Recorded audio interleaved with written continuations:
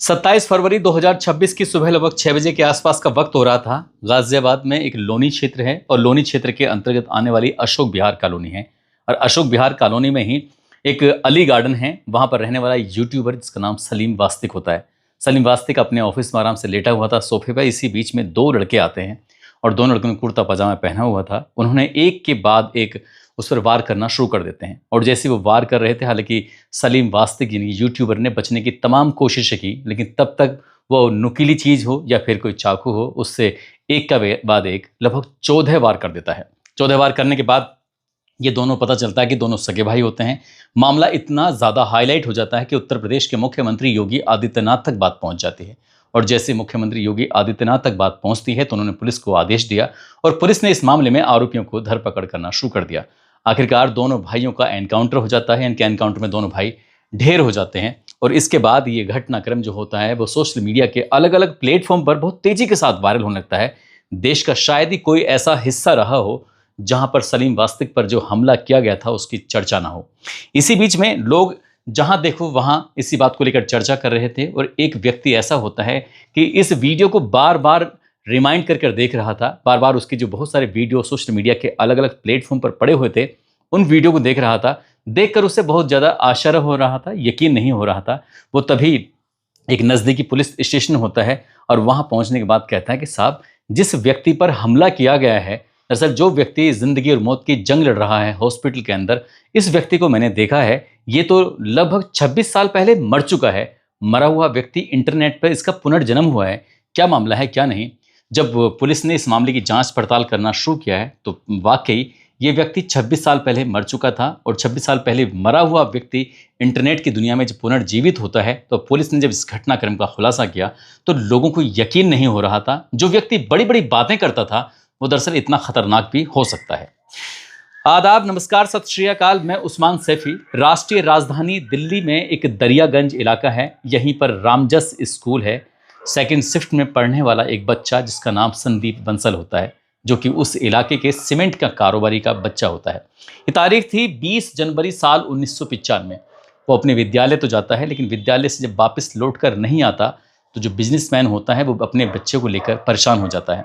वो आसपास के लोगों से पूछ रहा था, बातचीत कर रहा था। जो और बच्चे स्कूल जाते हैं उनसे भी पूछ रहा था कि जो मेरा बेटा है संदीप बंसल, जिसकी उम्र लगभग 13 साल के आसपास है, क्या तुमने मुझसे देखा है कि नहीं देखा है।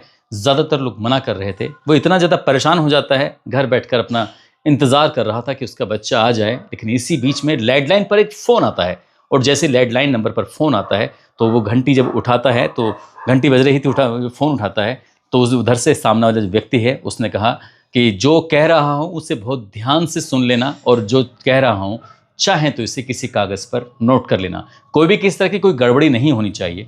उसने जो इशारा किया, उसने कहा कि लोनी फ्लाईओवर के निकट जो बस स्टैंड है, 4:30 बजे यहाँ से एक बस जाती है बागपत की तरफ। उस बागपत वाली बस के अंदर 30,000 रुपये रख देना।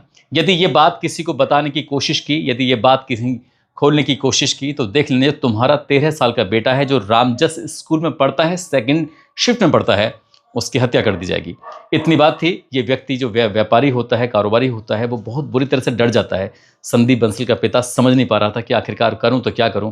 वो अभी सोच ही रहा था कि इसी बीच में ये खबर आग की तरफ फैल जाती है उस आसपास के इलाके में कि कारोबारी का जो बेटा है वो आज विद्यालय से घर नहीं आया है और वो अपने बेटे को लेकर बहुत ज़्यादा परेशान है। इसी बीच में एक पड़ोसी घर में आता है। पड़ोसी आने के बाद उस व्यापारी से कहता है कि भाई साहब, आपका बेटा क्या घर नहीं आया। वो कहते हैं हाँ, घर नहीं आया, मैं बहुत परेशान हूँ अपने बेटे को लेकर। बोले तुम परेशान क्यों होते हो, मैंने तुम्हारे बेटे को शाम को मास्टर जी के साथ देखा था। तो वो समझ नहीं पा रहे थे कि मास्टर जी कौन। वो कहता है कि उसी के स्कूल में एक मास्टर जी हैं, थोड़े से लंबे से कद के हैं। आप एक काम करो, उनसे पता करो, उनसे बातचीत करो, वो तुम्हारे बेटे के बारे में कुछ ना कुछ ज़रूर बताएंगे। अब इस व्यापारी ने सीधा जाकर स्कूल में ये पता करने की कोशिश की कि आखिरकार मास्टर जी किसको कहते हैं, कौन है वो मास्टर जी जो लंबे से कद का है। तभी पता चलता है कि मार्शल आर्ट के टीचर हैं, जो मार्शल आर्ट सिखाते हैं, कराटे सिखाते हैं। उनका नाम है सलीम खान, जो कि उत्तर प्रदेश के शामली ज़िले का एक नानूपुर जगह लगती है, वहाँ के निवासी होते हैं। अब सीधा ये जो व्यापारी होता है ये नज़दीकी पुलिस स्टेशन यानी कि गोकुलपुरी पहुंच जाता है। और गोकुलपुरी में पहुंचने के बाद कहता है कि साहब, मेरा बेटा उसका अपहरण कर लिया गया है और आप इस मामले की जांच पड़ताल कर लीजिए, नहीं तो मेरे बेटे की जान का खतरा भी हो सकता है। इस तरह की बात थी। पुलिस इस मामले को गंभीरता से लेती है और जैसी गंभीरता से लेती है तो पुलिस ने उस व्यक्ति को जिसका नाम सलीम खान होता है, जो कि उस रामजस स्कूल के अंदर मार्शल आर्ट का टीचर होता है, कराटे का टीचर होता है, उस टीचर को पकड़ लेते हैं, हिरासत में लेते हैं और उससे सख्ती से जब पूछताछ करते हैं तो वो कुछ ही देर के बाद पुलिस के सामने टूट जाता है और पूरी कहानी बयां कर देता है। वो कहता है कि साहब आपको मेरे साथ चलना पड़ेगा। यहाँ मुस्तफ़ाबाद एक जगह लगती है, वहीं पर गंदा सा नाला है। गंदे से नाले के पास जब पुलिस वालों को और उस संदीप बंसल के परिवार वालों को लेकर पहुंचते हैं तो 13 साल के जो लड़का होता है उसकी वहां पर लाश पड़ी हुई थी। बस इतना था कि पूरे परिवार का रो रो कर बुरा हाल हो जाता है। अब पुलिस ने इस मामले की जब जांच पड़ताल करना शुरू किया है तो सलीम खान के साथ उसका एक और साथी होता है जिसका नाम अनिल होता है। तो अनिल को गिरफ्तारी के लिए तमाम दबिशें दी जा रही थी, लेकिन 4 फरवरी साल 1995 को वो कोर्ट में जाकर सरेंडर कर देता है और जो हाजिर हो जाता है, पता चलता है कि लैंडलाइन पर फ़ोन करने वाला यही व्यक्ति होता है जिसने पीसीओ से फ़ोन किया था। पीसीओ वाले ने भी उसको पहचान लिया, तस्दीक हो जाती है। उसके बाद फिर उसकी निशानदेही के आधार पर उस संदीप जो बालक होता है उसकी हाथ की घड़ी मिल जाती है, उसका स्कूल का बैग उसके पास मिल जाता है, स्कूल का टिफ़िन जो होता है जिसमें वो खाना लेके जाता है वो भी मिल जाता है। पुलिस ने इन दोनों को गिरफ्तार करने के बाद जेल भेजा और जब जेल भेज दी जाते हैं तो फिर ये मामला अदालत में पहुंच जाता है। पुलिस चार्जशीट लगाती है और 5 अगस्त साल 1997 की बात है, कड़कड़ डूमा जो कोर्ट है दिल्ली का, वहां से इन दोनों आरोपियों को आजीवन कारावास की सजा सुनाई जाती है और कहा जाता है कि जब तक जिंदा हैं तब तक सलाखों के पीछे रहेंगे। बस इसके बाद पुलिस का काम हो ही चुका था, अब अदालत का काम भी हो चुका था। अब इन्हें उस संदीप बंसल की हत्या की सजा भुगतनी थी, उसके लिए इन्हें सलाखों के पीछे रहना था। लेकिन इसी बीच में 24 नवंबर साल 2000 की बात है, ये सलीम खान जो होता है इसने दिल्ली हाई कोर्ट में एक याचिका दायर की, इसने एक अपील की कि मुझे अंतरिम जमानत चाहिए, इनके पैरोल पर मैं बाहर जाना चाहता हूँ। कुछ भी इसने कोई कारण बताया होगा, वो कारण बताता है और कारण बताने के बाद उसको हाई कोर्ट से ज़मानत मिल जाती है। ज़मानत मिलने के बाद वो उस जेल से बाहर जरूर आता है, लेकिन जेल फिर वापस जोड़ लौट कर जाता ही नहीं है और वो एकदम से गायब हो जाता है। अब उसको पुलिस भी ढूंढती है और परिवार के पास भी पुलिस लगातार पहुंच रही थी, लेकिन उससे जब संपर्क नहीं हो पाता है तो ये पता चलता है कि उसकी मौत हो चुकी है, यानी कि वो मर चुका है। और वक्त का पहिया आगे बढ़ना लगता है। जैसे जैसे वक्त आगे बढ़ रहा था लेकिन सलीम जिंदा था, उसने अपने मरने का एक ढोंग रचाया, नाटक किया, स्वांग किया और वो इधर से उधर, कभी हरियाणा के करनाल में, कभी तो अम्बाला में, कभी शामली में, कभी मेरठ में, कभी मुजफ्फरनगर में, कभी गाजियाबाद में, इस तरह से वो अलग अलग जगहों पर रहता था, अलग अलग ठिकाने बनाकर रहता था। ये वो दौर नहीं था जिस दौर में अब फिलहाल सोशल मीडिया का दौर है, लोगों की सूचनाएं एकदम से पूरी दुनिया में कहीं भी फैल जाती हैं, कहीं भी पहुंच जाती हैं। ये वो दौर था जब सोशल मीडिया का कोई ज़माना नहीं था, अगर कोई चाहे छुपना चाहे तो आराम से छुप सकता था। वो ऐसे ही छुपता हुआ घूम रहा था और उसने अलग अलग जगह पहचान बनाते हुए उसने साल 2010 में एक नया ठिकाना बनाया उत्तर प्रदेश के गाज़ियाबाद में, और गाज़ियाबाद में वो रहना शुरू कर देता है। लेकिन यहाँ रहकर वो मौलवी का काम करता था, यानी कि मस्जिद का इमाम बन जाता है, मौलवी बन जाता है, लोगों को नमाज़ पढ़ाना शुरू कर देता है। वक्त और भी आगे बढ़ रहा था और उसने इस्लाम की कुछ जो बारीकियाँ थीं, इस्लाम की बारीकियों को सीख लेता है और उन बारीकों को सीखने के दौरान ही उसकी भी शादी वादी भी हो जाती है, सब कुछ, उसका बच्चा भी हो जाता है। उस बेटे का नाम रखता है उस्मान खान और उसकी पत्नी भी होती है। अब इस बीच में जो बारीकियां सीख रहा था तो इस्लाम के अंदर जो कुछ बुराइयां उसने तलाश करना शुरू कर दिया, और जैसे बुराई तलाश कर लेता है तो यहीं से उसका इस्लाम से, यानी कि इस्लाम धर्म से मोह भंग हो जाता है। और मोह भंग होने के बाद फिर ये कभी तो मोहम्मद साहब पर टिप्पणी करने लगता है, तो कभी कुरान शरीफ पर टिप्पणी करने लगता है, तो कभी ये ट्रिपल तलाक पर टिप्पणी करने लगता है, कभी हलाला पर टिप्पणी करने लगता है। इसलिए वो लगातार ये टिप्पणी करता था। और एक दिन ऐसा भी आता है जब इसने अपने नाम के आगे एक्स मुस्लिम सलीम वास्तविक नाम रखा था, जो उसने अब प्रचार प्रसार करना शुरू कर दिया। सोशल मीडिया का युग आ जाता है, सोशल मीडिया पर भी ये एक्टिव हो जाता है, तो अपनी भी कुछ वीडियो बनाता था। कई टीवी चैनल वाले इसको बुलाते हैं, पैनल में बिठाते हैं, इससे बातचीत करते हैं, पूछते हैं जो इस्लाम से जुड़े हुए सवाल थे, कभी ट्रिपल तलाक पे पूछते हैं, तो कभी हलाला पे पूछते हैं, तो कभी इस तरह से। जब वक्त आगे बढ़ रहा था तो इसी बीच में लोग इसका पॉडकास्ट भी करना शुरू कर देते हैं। जैसे जैसे ये पॉडकास्ट में आता है तो इसमें कुछ अजीब तरह की भाषा में बात करता था और बहुत ज़्यादा कुछ ऐसी बात करता था कि इस्लाम धर्म के मानने वाले लोगों को सलीम वास्तव की बात बिल्कुल भी पसंद नहीं आती। ऐसे ही वक्त के साथ जब लोगों के अंदर इसकी वीडियो देखते थे तो अजीब भी लगता था, और अजीब कुछ इस तरह से लगता था कि 27 फरवरी 2026 को अमरोहा के सैद नगली के रहने वाले दो सगे भाई, एक का नाम गुलफाम होता है और दूसरे का नाम जिशान होता है, उन दोनों भाइयों को इतनी ख़राब बात लगती है इसकी, क्योंकि सोशल मीडिया पर ये इसकी वीडियो आया करते थे, वो लगातार वीडियो देखते देखते उनके दिमाग में आता है कि ये सही नहीं कर रहा है। वो खुद ही बजाय पुलिस थाने जाने के, कहीं शिकायत करने के, अगर उन्होंने वो कानून तोड़ रहा था तो वो आप शिकायत कर सकते थे, लेकिन जो गुलफाम होता है और जिशान होता है, उन दोनों भाइयों ने फैसला किया और सीधा इसके ऑफिस से पहुंच जाते हैं। सुबह के 6 बजे के आसपास का वक्त हो रहा था गाजियाबाद के लोनी क्षेत्र में, और वहां जाने के बाद उनके पास जो भी हथियार थे, चाकू थे, उनसे या फिर कोई नुकीली चीज़ वहाँ मौके पे जो मिलती हैं उससे ये लगातार ताबड़तोड़ वार करते हैं। लगभग 14 वार किए जाते हैं।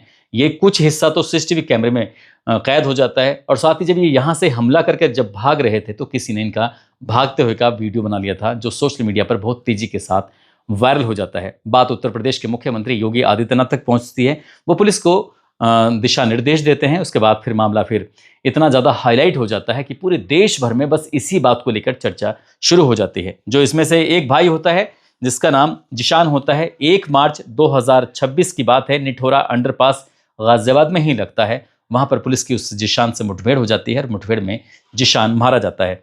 3 मार्च 2026 की रात लगभग 9 बजे के आसपास वसुंधरा बिजली घर के पास गुलफाम का पुलिस के से आमना सामना होता है, और पुलिस इसका एनकाउंटर में इसको भी ढेर कर देती है। यानी कि सलीम वास्तिक पर हमला करने वाले जो दोनों सगे भाई होते हैं वो दोनों मारे जाते हैं। अब इसके बाद ये वीडियो बहुत तेज़ी के साथ लगातार वायरल हो रहे थे।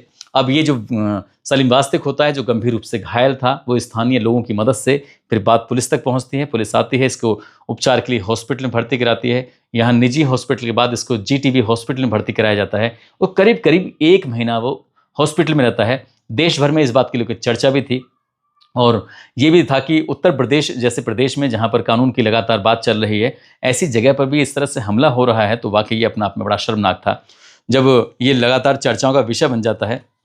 इसी बीच में एक व्यक्ति वीडियो देख लेता है, और वो वीडियो देख के इसने अपने परिवार वालों से बातचीत की। उसने कहा कि हो ना हो ये वही सलीम खान है जो अब सलीम वास्तिक बनकर घूम रहा है, जिसने हमारे बच्चे का कत्ल किया है। वो सीधा गोकुलपुरी पुलिस स्टेशन में जाता है, और वहां से पता चलता है कि उसे बड़े साहब से बात करनी है। तब पहुंचता है डीसीपी संजीव यादव के पास। संजीव यादव के पास जाने के बाद पूरी कहानी बयां करता है, और कहानी जब बयां करता है तो वहां से एक टीम गठित की जाती है। उसमें ACP Sanjay Kumar Nagpal, inspector Robin Tyagi, ASI Sachin Singh, Neeraj Kumar, Ramdas Narendra, head constable Mintu Yadav, महिला कांस्टेबल श्रेया सिंह।